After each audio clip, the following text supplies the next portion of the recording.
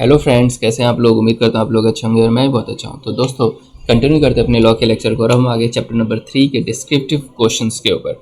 और पहला क्वेश्चन क्या है, explain various instances which make the allotment of securities and irregular allotment under the companies act 2013।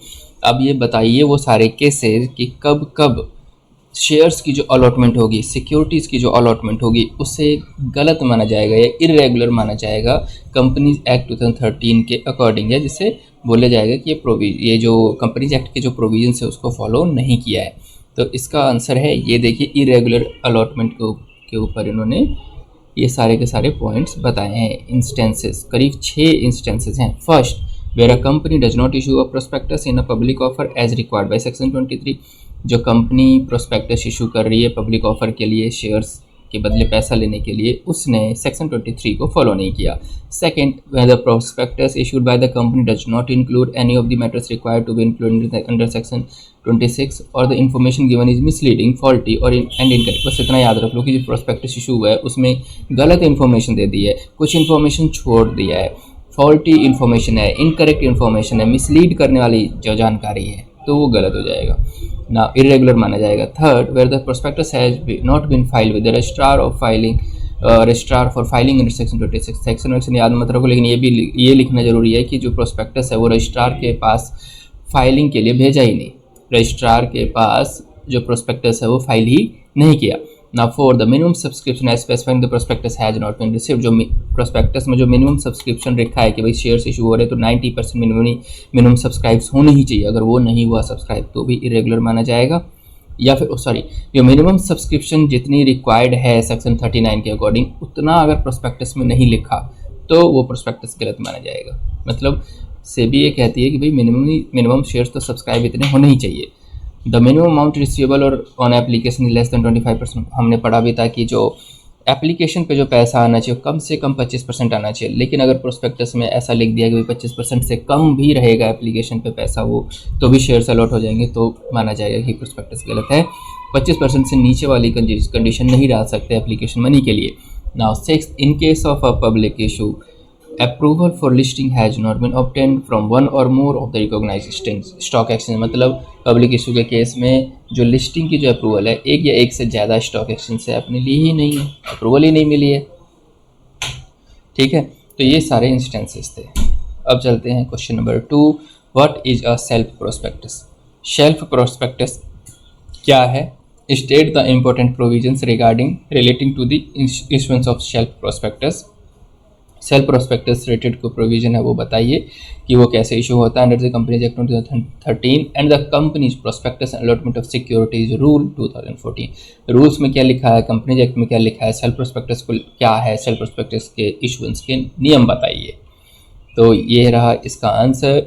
As per explanation to section 31, the expression self prospectus means a prospectus in respect of which the securities or class of securities included therein are issued for subscription in one or more issues over a certain period without the issue of a further prospectus। shell prospectus का मतलब होता है बिना आगे कोई further prospectus issue किए ही एक ही class के शेयर्स को बार बार इशू करना एक लिमिटेड पीरियड के दौरान।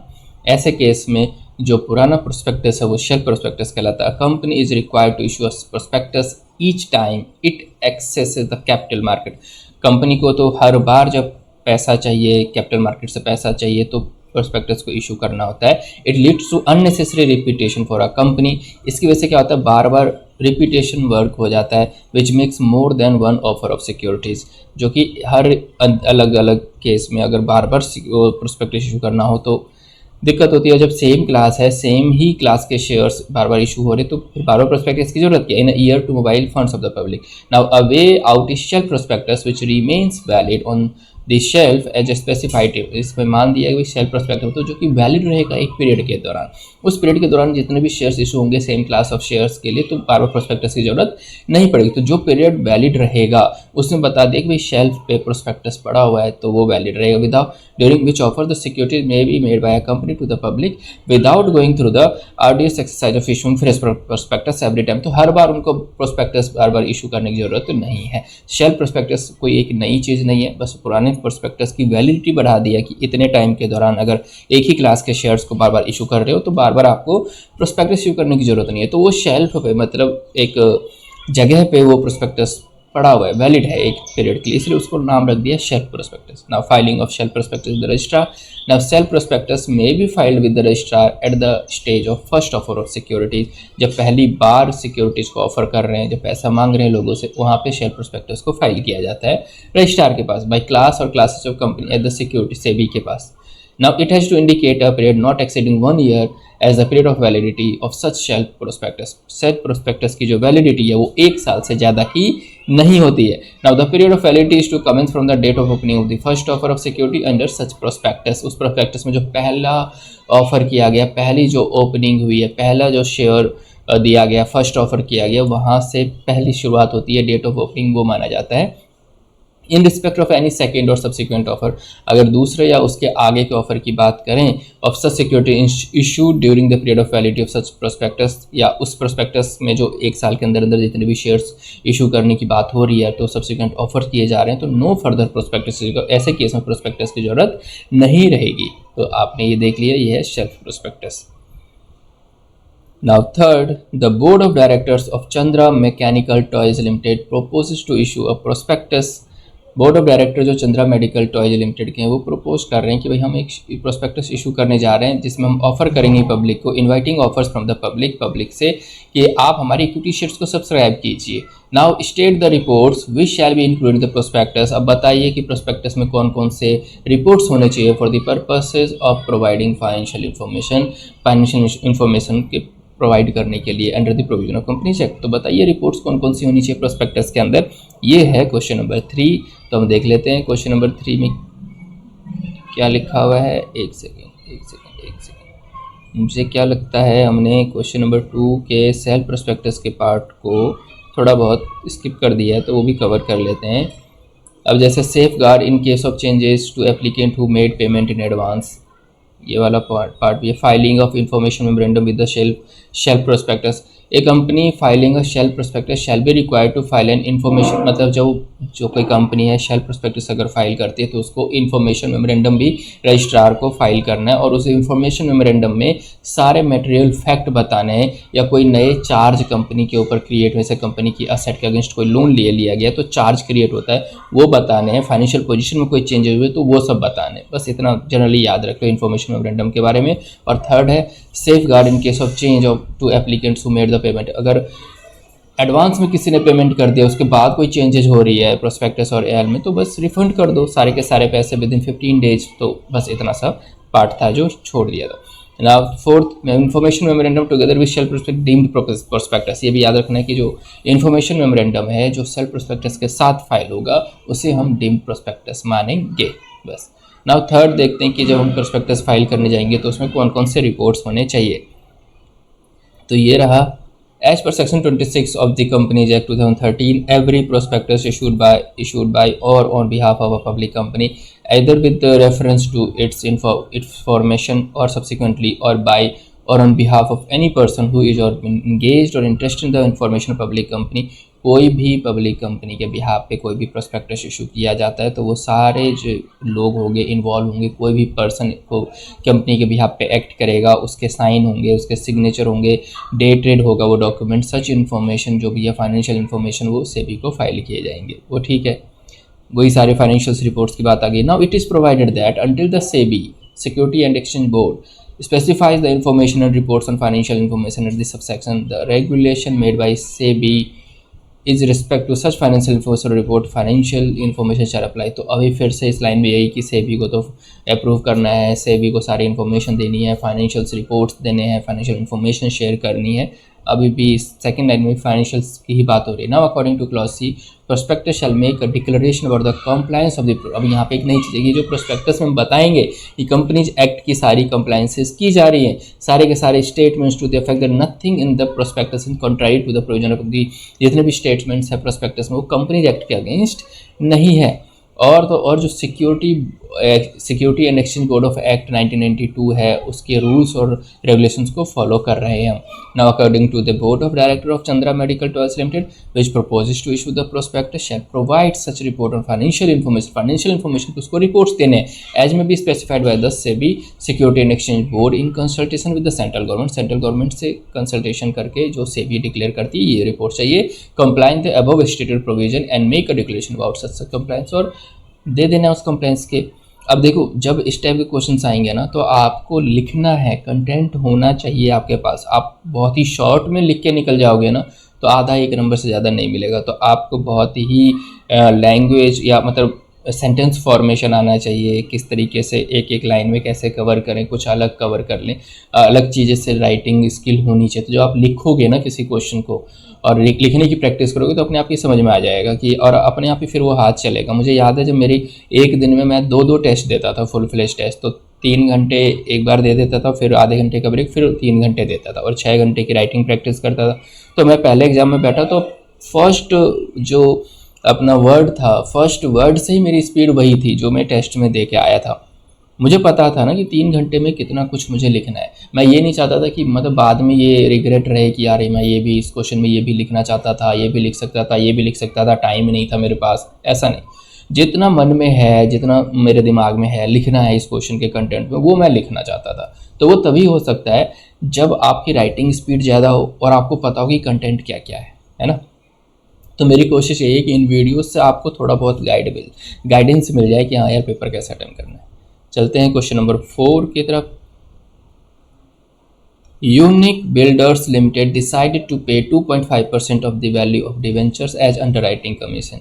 अंडरराइटिंग कमीशन देना चाहते हैं शेयर्स इशू करने पे 2.5% अंडरराइट, और आर्टिकल में उन्होंने लिखा है सिर्फ 2%। देखो इसमें हमने ये पढ़ा था कि भाई 5% तक कमीशन दे सकते हैं, लेकिन आर्टिकल में अगर जितना लिखा हुआ है उससे ज़्यादा नहीं दे सकते, और आर्टिकल में 5% से ज़्यादा भी नहीं लिख सकते। तो आर्टिकल में तो लिखा है 2% और वो दे रहा है 2.5%, तो ये क्या, ये सही है। Now the company for the decide to pay the underwriting commission in the form of flats, examine the validity of arrangements under the provision of the companies act 2013। Now 4th में, अब देखो आंसर अगर पता है फिर भी हमें लिखना कैसे, कौन कौन सा कंटेंट कवर करना है, तो वो सारी की सारी चीज़ें जब आप पढ़ते हो लिखते हो तब समझ में आ जाता है यार हाँ ठीक है, आंसर हम 2 लाइन में नहीं लिख सकते, आंसर के लिए हमें पूरा पेज फिलअप करना है। ठीक है, now section 40 of the companies Act, उन्होंने सारी चीज़ें लिख दी हैं कि भाई जो in relation to the condition applicable under rules, कौन कौन सी कंडीशन है। The payment of such commission shall be authorise by the companies article of association, जो कमीशन की जो पेमेंट है वो आर्टिकल ऑफ एसोसिएशन के द्वारा ऑथराइज होनी चाहिए। Now B, the commission may be paid out of profit, commission आप प्रॉफिट से भी दे सकते हो, और इशू से जो पैसा आया है, शेयर्स ऑफ इशू से जो पैसा आया उससे भी दे सकते हो। सेकंड लाइन में उन्होंने ये बता दिया। Now third, the rate of commission in case of debenture shall not exceed 2.5% the price which the debenture are issued or as specified the companies article. अब वहाँ पे शेयर्स के केस में 5% है, बट डिवेंचर के केस में क्या 2.5% है, तो अब वहाँ पे 2.5% से ज़्यादा नहीं कर सकते। और लेकिन कंपनी ने जो आर्टिकल में रखा है वो है 2%, तो विच एवर इज लेस, तो the underwriting commission in case of debenture limited to 2.5%। Debenture के केस में अंडरराइटिंग कमीशन 2.5% पे लिमिटेड है, but in the above the decision of Unique Builders Limited to pay underwriting commission exceeding 2%, लेकिन जो unique builder limited है वो 2% से ज़्यादा देना चाहते हैं। द कंपनी में pay the underwriting commission in the form of flat since there is no provision of payment of underwriting commission in kind. तो अब देखो 2% ज़्यादा नहीं दे सकते, और कंपनी क्या अंडरराइटिंग कमीशन फ्लैट्स के फॉर्म में दे सकती है? हाँ दे सकती है, क्योंकि कोई रुकावट नहीं है कि कैश में ही देना है, काइंड में भी दे सकते हैं। ये इस केस में डिसीजन हुआ है इन case of Booth versus New Afrikaner Gold Mining Company. It was held that underwriting commission may be paid in cash or in kind or in lump sum or by way of percentage, किसी भी form में दिया जा सकता है। तो ये हमने क्वेश्चन नंबर 4 फिनिश कर लिया है। अब चलते हैं क्वेश्चन नंबर 5 की तरफ। PQR Bankers Limited wants to raise funds for its upcoming project. PQR Bankers Limited है जो कि आने वाले प्रोजेक्ट के लिए फंड इकट्ठा करना चाहती है। Accordingly it has issued private placement offer. अब ये प्राइवेट कंपनी है, ये तो प्राइवेट प्लेसमेंट ऑफर कर रही है, जिसमें कह रही है कि for issuing equity shares to 55%, 55% को वो शेयर देना चाहती है, of which 4 are qualified institutional buyer, जिसमें 4 तो क्वालिफाइड इंस्टीट्यूशनल बायर हैं हो सकते हो बैंक्स होंगे वो, एंड रिमेनिंग सारे इंडिविजुअल, बाद बाकी के सारे इंडिविजुअल्स हैं। Now before the completion of allotment of equity shares under this offer letter company issued another private placement offer. अब पहला अलॉटमेंट हुआ नहीं, पहली अलॉटमेंट की कंप्लीशन हुई नहीं, कंपनी ने दोबारा से दूसरे प्राइवेट प्लेसमेंट ऑफर कर दिए दूसरे अनदर 155% को इन देयर इंडिविजुअल नेम, और उसको डिवेंचर्स इशू कर रहे हैं। Now being a public company is it possible for PQR Bakers Limited to issue securities in the private placement offer? क्या, अब देखो PQR बेकर्स लिमिटेड एक पब्लिक कंपनी है, पब्लिक कंपनी प्राइवेट प्लेसमेंट में जा सकती है नहीं जा सकती वो देखना है। जनरली हमने ये पढ़ा कि प्राइवेट प्लेसमेंट में प्राइवेट लिमिटेड कंपनी जाती है। नाउ पहला क्वेश्चन यही है, by doing so whether the company in compliance with, अगर ऐसा कर रही है तो क्या वो कंप्लायंस फॉलो कर रही है प्राइवेट प्लेसमेंट के पब्लिक ऑफर के केस में। Now what if the offer of debenture is given after allotment of equity share but within the same financial year? क्या होगा जब डिवेंचर जो ऑफर कर रहे हैं वो आफ्टर अलॉटमेंट कर रहे हैं और लेकिन सेम फाइनेंशियल ईयर में कर रहे हैं। तो 2-3 सवाल एक साथ उन्होंने पूछ लिया है, इन सब का जवाब देते हैं। नाउ अब देखो जवाब देने से पहले पूरा कानून लिखना है, लॉ लिख देना है। अकॉर्डिंग टू सेक्शन 42, सेक्शन नहीं भी लिखोगे तो चलेगा। According to the Companies Act of 2013, any private or public company can make private placement through issue of a private placement offer letter। कोई भी private company public company private placement issue कर सकती है ऑफर लेटर के through, private placement offer letter. However, the offer shall be made to the person not exceeding 50 or such higher number as may be prescribed। जो offer किया जाएगा वो 50 से ज़्यादा नहीं हो सकते इन अ फाइनेंशियल, एक फाइनेंशियल में, for counting number of person. Now qualified institutional buyer and employees of the company being offered securities in the scheme of employee stock option will not be consider. अगर qualified institutional buyer और जो employ जिसको employ stock option scheme में जो दिए जा रहे हैं शेयर वो काउंट नहीं होंगे। Now further prescribe maximum of 200 person who can be offered securities under the private placement in a financial year। Maximum 200 लोगों को प्राइवेट प्लेसमेंट में एक फाइनेंशियल ईयर में ऑफर कर सकते हैं।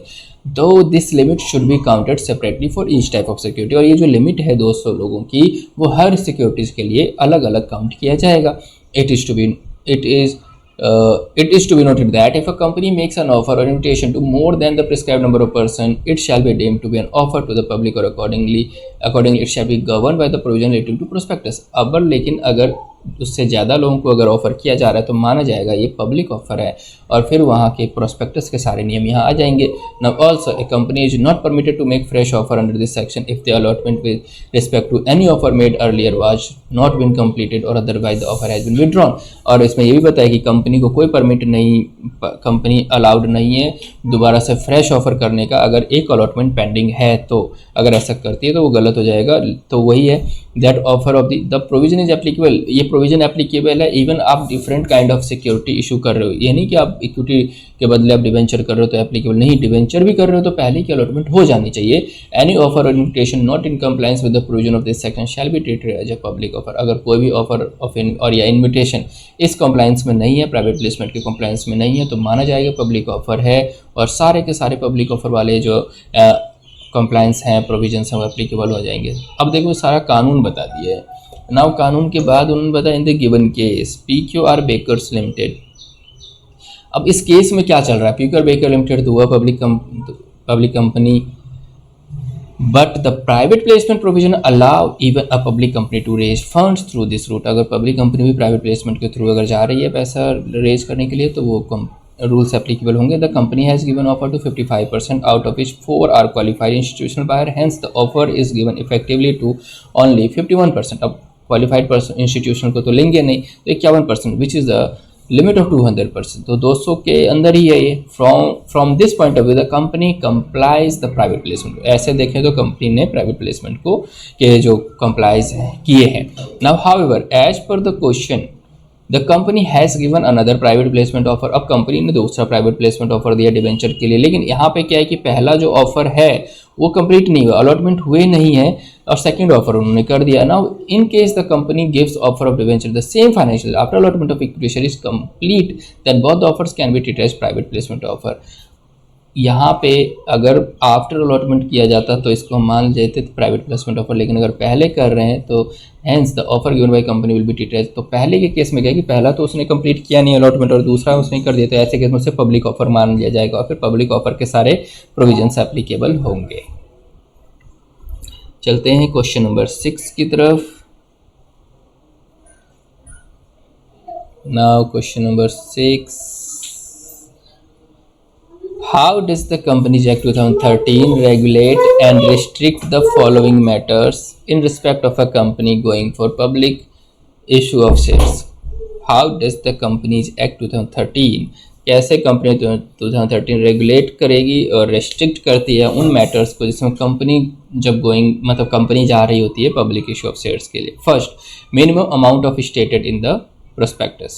मिनिमम अमाउंट क्या होना चाहिए प्रोस्पेक्टस में? एप्लीकेशन मनी पेबल कितना होना चाहिए शेयर्स पे?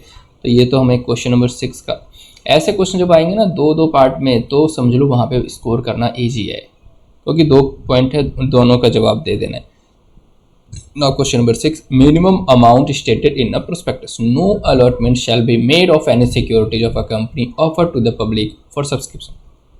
कोई अलॉटमेंट नहीं होगी सिक्योरिटीज़ की अगर the amount stated in the prospectus the minimum amount has been subscribe, जितना अमाउंट मिनिमम दिया गया है सब्सक्राइबर में उससे कम आता है। तो now the sum payable on application for such amount has been paid to and received by the company, और जो एप्लीकेशन मनी जितना लिखा गया अगर वो नहीं आता है तो। अब देखते हैं एप्लीकेशन मनी को लेकर। Now application money provides that amount payable on application is security shall not be less than 5% of the nominal amount, 5% से कम नहीं होना चाहिए, और सच अमाउंट एज सेबी में प्रिस्क्राइब बाय मेकिंग, और कुछ दूसरा भी सेबी जो बता सकती है उसे फॉलो करना पड़ेगा।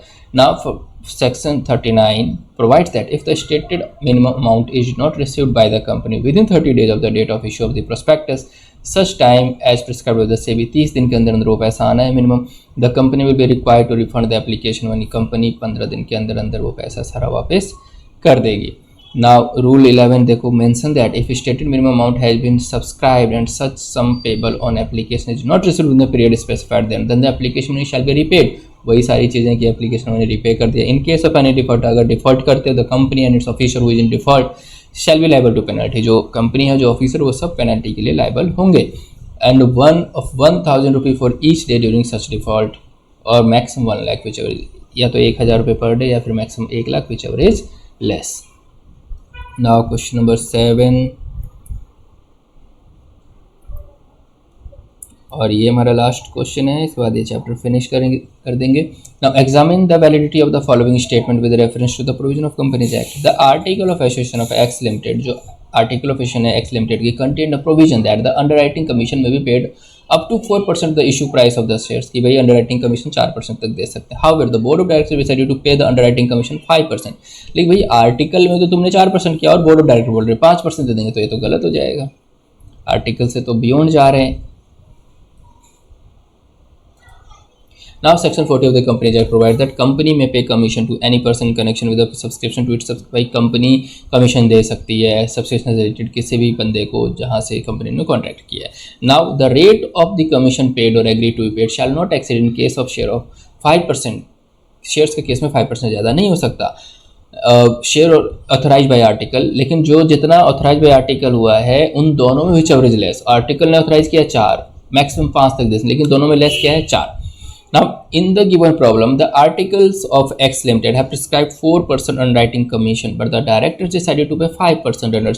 भाई आर्टिकल में लिखा है 4%, but डायरेक्टर देना चाहते हैं 5% commission. Therefore, the decision of board of director to pay 5% underwriting commission to the underwriters is invalid। तो ऐसे केस में जो 5% देने का डिसीजन किया बोर्ड ऑफ डायरेक्टर ने वो इनवैलिड है। तो ये चैप्टर हमने फिनिश किया है। नेक्स्ट वीडियो में नया नेक्स्ट चैप्टर शुरू करेंगे, तो आई होप आपको थोड़ा बहुत रिवीजन में हेल्प हो रही होगी और थोड़ा कॉन्फिडेंस आ रहा होगा कि हाँ किस टाइप्स के क्वेश्चन पूछे जाएंगे और कैसे इनके आंसर लिखे जा रहे हैं। तो दोस्तों वीडियो को लाइक करो, शेयर करो, कमेंट में कुछ बता दो, थोड़ा बहुत अच्छा लगेगा मुझे भी। चलिए मिलते हैं नेक्स्ट वीडियो में, तब तक के लिए बाय बाय, टेक केयर।